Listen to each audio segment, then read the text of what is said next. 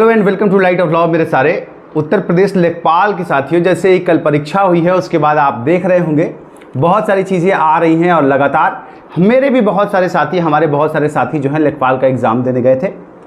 Centres पे थोड़ी बहुत गड़बड़ी की सूचना उन्हें भी मिली और अब आप ये भी देख रहे होंगे कि री एग्ज़ाम की मांग भी और एक तरह से मैं कहूँ री एग्ज़ाम गैंग भी पूरी तरह से एक्टिव है। बुरा मत मानिएगा मेरी बात को, आप समझिए इस बात को कि री एग्ज़ाम कराया जाए, परीक्षा रद्द कराया जाए। तो ये भी एक चीज़ आ गई है और कुछ साथी और कुछ बड़े लोग भी अब इसमें इन्वॉल्व होकर के इस भर्ती को भी कोर्ट में ले जाना चाहते हैं और वो कोर्ट से चुनौती देंगे अगर एसटीएफ ने या फिर सरकार ने इस पर कार्रवाई नहीं की। इसी बीच में लेखपाल यूपी के चेयरमैन का बयान भी आ गया है लेखपाल के मामले में, इसके बारे में भी बात करेंगे।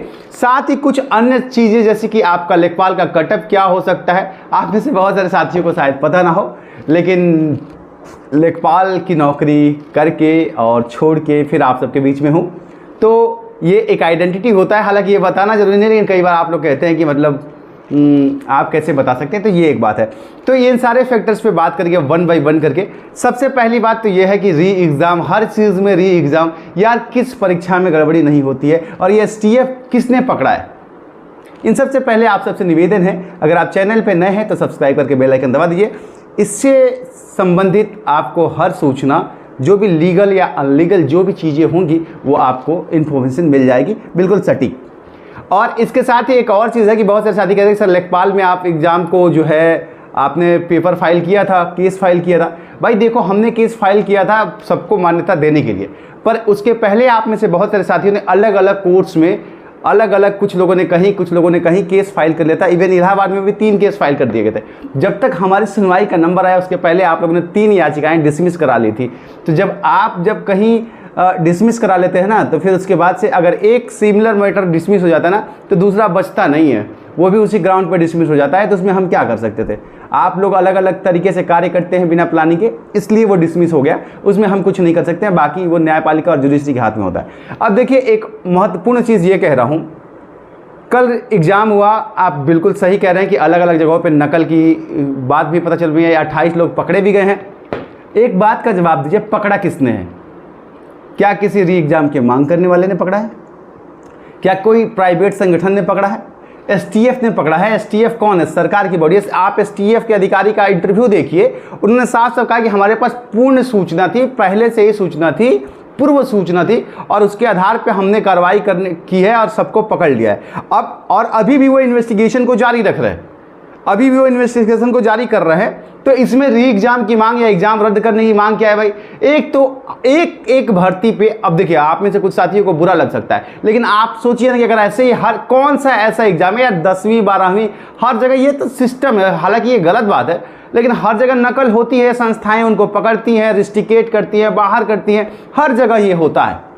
ये भारत का कल्चर है, हर आदमी थोड़ा बहुत ताक झाक कर लेता है, नकल कर लेता है। चोरों को आप समझा नहीं सकते हो। आप अपनी संस्थाओं को टाइट कर सकते हो, उनको एक्टिव कर सकते हो, जैसा कि इसमें किया है। सब लोग अलग अलग तरह की बातें कर रहे हैं, लेकिन एक बार भी एसटीएफ के लिए कोई थैंक्स नहीं कह रहा है जिसने इतनी जिम्मेदारी से एग्जाम सेंटर तक पहुंचते पहुंचते लोगों को पकड़ के गिरफ्तार कर लिया है। ये कोई बड़ी बात नहीं है क्या कि उसने एग्जाम के दिन ही लोगों को पकड़ा, रंगे हाथ पकड़ा है, सबको, बहुत सारे लोगों को पकड़ा है।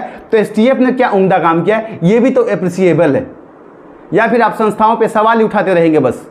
अगर आपकी सरकार से नहीं बनती है तो आप संस्थाओं पे सवाल उठाने लगेंगे, तो ये गलत बात है। और इसमें एक चीज़ मैं बताऊं कि अभी तक जो भी चीज़ें सामने आई हैं, एसटीएफ ने बाकायदा एक एक आदमी को पकड़ने की बात करी है और वो अभी भी फर्दर इंक्वायरी कर रहा है, एक एक को छांट के निकाल लेगा इस भर्ती से। एसटीएफ का ऐसा एकदम क्लियर कट बात है, वो पहले से ही पूर्व सूचना के आधार पर काम कर रहे थे। सरकार नहीं पकड़ा है तो हर चीज़ में री एग्जाम का ढोल पीटना बंद कर दीजिए। मेरी बातें आपको बुरी लग सकती हैं, लेकिन अगर ऐसा होता रहा ना, कोई एक भर्ती बताइए जिसमें एक नकलची ना हो। आप और हम ही तो नकल करते हैं, और ये इतने बेवकूफ़ हैं कि मतलब 40-50 हज़ार की नौकरी के लिए 10 लाख 15 लाख रुपया देने के लिए तैयार हैं ये लोग। कितने बेवकूफ़ है यार, 10-15 लाख रुपया में बिजनेस कर लो यार, क्या फालतू का काम करते रहते हो। लेकिन ये कह देना कि पूरी भर्ती ही करप्ट हो गई है और इसका री एग्जाम करा दिया जाए, ये गलत है। अभी हो सकता है आप लोग को बुरा लगे, लेकिन ये फैक्ट है। क्योंकि भाई बेरोजगारी भी देखिए, हर बार भर्ती टंगती रहेगी, तो ऐसे हर भर्ती टंगती रहेगी और आप में से किसी को नौकरी नहीं मिलेगी। मेरा क्या है, मैं तो बस आपको कह ही रहा हूँ। और मेरे बहुत सारे साथी लगातार जुड़े थे, उन्होंने कहा कि सर एक बार इस टॉपिक को एड्रेस कीजिए। देखिए मैं आपको बता रहा हूँ, इसमें री एग्जाम की अभी कोई संभावना या एग्जाम रद्द होने जैसी कोई भी संभावना बिल्कुल भी नहीं है, इसलिए आप निश्चिंत रहिए। अब आपके कट ऑफ के ऊपर आते हैं और फिर चेयरमैन के स्टेटमेंट के ऊपर भी आते हैं। कट ऑफ की बात जहाँ तक की जाए, मैंने भी पेपर देखा, पेपर का लेवल तो थोड़ा ईजी था, काफ़ी हद तक ईजी था। ग्रामीण परिवेश को अगर देख लिया जाए, थोड़ा योजनाओं वगैरह में थोड़ा सा घुमावदार था और योजना का टॉपिक ज़्यादा कवर कर लिया था। नहीं तो ओवरऑल देखा जाए तो पेपर थोड़ा सा ईजी ही था, काफ़ी हद तक ईजी था और इसलिए स्कोर काफ़ी हाई जाएगा। और यहाँ एक और चीज़ मैं आपको बता दूँ कि अभी कल परसों बहुत सारे कोचिंग इंस्टीट्यूट भी कह रहे हैं कि पेपर बहुत ईजी है, बहुत ईजी है, बहुत जैसे ही कट ऑफ हाई जाएगा फिर आप कहेंगे कि नहीं, पेपर में ही गड़बड़ी हुई है इसलिए कट ऑफ इतना हाई चला गया। साथियों, पेपर का लेवल इजी नहीं आ रहा, आप समझिए। आप लोगों ने मेहनत करना शुरू कर दिया है, आप विद्यार्थी सारे पढ़ना शुरू कर चुके हैं, आप लोग जी जान लगा के पढ़ाई कर रहे हैं। तो जब आप मेहनत से पढ़ाई करते हैं तो कठिन से कठिन पेपर भी आपके लिए इजी हो जाता है। और ये सब आप लोगों की मेहनत है जिसकी वजह से आपको हर पेपर इजी समझ में आ रहा है। नहीं, पेपर कोई इजी होता नहीं है, आप लोगों ने मेहनत करना शुरू कर दिया है देखते हुए कंपटीशन को। तो अगर उस हिसाब से अगर कट ऑफ की बात करूं तो मुझे लगता है कि 80 to 85 जनरल का कट ऑफ होगा और ठीक 5-5 नंबर का अंतर कर लीजिए। ओबीसी में बहुत ज़्यादा गिरावट नहीं होगी क्योंकि सीटों की संख्या और कैंडिडेट्स भी देख लीजिए आप, तो वो भी मुझे लगता है कि 80 to 85 जनरल का होगा तो 70 to 77-8 के आसपास में आपका ओबीसी का कट ऑफ लगेगा। मतलब 75 to 80 के आसपास में जान लीजिए कि ये आपका जो होगा ओबीसी का होगा। ईडब्ल्यूएस का भी लगभग इसी ऐसे ही रहने वाला है क्योंकि ईडब्ल्यूएस में अब हर कोई ईडब्ल्यूएस बनवा चुका है, हर किसी के पास ईडब्ल्यूएस सर्टिफिकेट है, कोई बहुत विशेष प्रभाव पड़ेगा नहीं ईडब्ल्यूएस का भी। तो आप समझ लीजिए कि 75 to 80 के आसपास में ही ओबीसी का भी कट ऑफ रहेगा।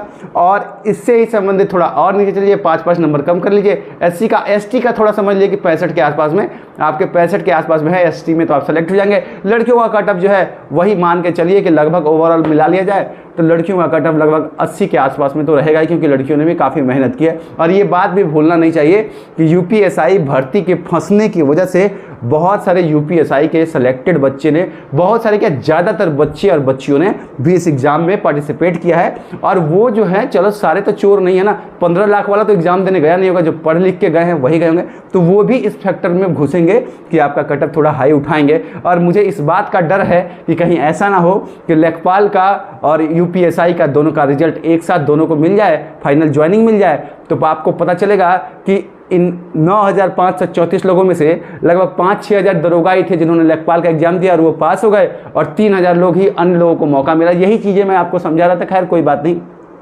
और वो ज्वाइन करेंगे नहीं, सीटें फिर खाली रह जाएगी और अगली बार फिर आपको भर्ती में देखने को मिलेगी क्योंकि वो तो दरोगा बन जाएंगे। तो ये एक चीज़ थी कि कट ऑफ का जो भी ओवरऑल है मैंने आपको समझाया। तीसरी बात कि चेयरमैन सर का भी एक स्टेटमेंट आ गया है यूपी के। उन्होंने साफ साफ कहा है कि री एग्ज़ाम और भर्ती रद्द करने के संबंध में उन्होंने कोई टिप्पणी ही नहीं की। उन्होंने साफ साफ कहा है कि भाई इतने लोगों ने कैंडिडेट ने एग्ज़ाम दिया है, 2.5 लाख से ऊपर लोगों ने दिया था, 2,25,000 लोग एम्पियर हुए थे, और हम 1.5 गुना बच्चों को बुलाएंगे और 3 महीने के अंदर अंदर ये प्रक्रिया जो है हम पूरी कर लेंगे। सीधी सी बात उन्होंने कही कि 3 महीने में प्रक्रिया पूरी करके ज्वाइनिंग दे देंगे। और 1.5 गुना बच्चे, मतलब समझ लो कि भाई 12 से 15,000 के आसपास में लोगों को बुलाया जाएगा मेरिट के फर्स्ट लिस्ट में। और अगर आप इस कट में, क्योंकि ना आप लोगों को पेपर इजी तो है लेकिन फिर भी इतना इजी नहीं है, बहुत सारे लोगों ने 65 नंबर भी किया है, ऐसा कुछ नहीं है जो मेरी सूचना के हिसाब से। हालांकि कट ऑफ बताना मेरा विभाग नहीं है, लेकिन बहुत सारे साथी ऐसा कह रहे थे तो मैंने सोचा चलिए आपको ब्रीफ कर दूं। लेकिन एक चीज़ आप समझ लीजिए, संस्थाएं ही पकड़ रही हैं, संस्थाएं ही FIR कर रही हैं, जेल कर रही हैं, वो पहले से उनकी LIU जो है एक्टिव है इस मामले में। क्योंकि दरोगा भर्ती, मुझे तो ये समझ आया कि चोरों का लेवल भी मानना पड़ेगा और हिम्मत भी, कि मतलब दरोगा भर्ती में देख रहे हैं कि एक एक करके पकड़े जा रहे हैं, फिर भी तुम लोग यार सुधरने का नाम नहीं ले रहे हो। कितने पैसे हैं यार तुम लोगों के पास? हाँ, 10 लाख 15 लाख में तुम लोग 10,000, 50,000 और 40,000 की नौकरी ढूंढ रहे हो। तो ये सारी बातें हैं। फिलहाल री एग्जाम की कोई संभावना नहीं है। हाँ, कुछ अपडेट्स अभी और आएंगी तो आपको मैं जरूर आके बता दूंगा। चैनल पे नए हैं, सब्सक्राइब करके बेल आइकन दबा सकते हैं।